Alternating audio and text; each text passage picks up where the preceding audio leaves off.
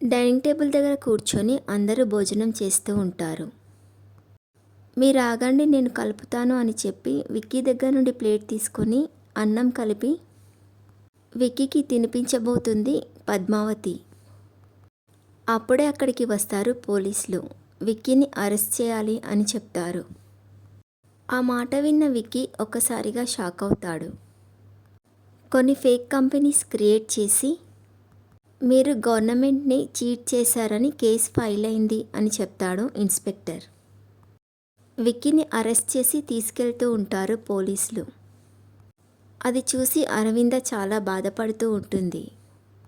విక్కీని తీసుకెళ్తున్న police vehicle వెనకాల పరిగెడుతూ వెళ్తూ ఉంటుంది పద్మావతి.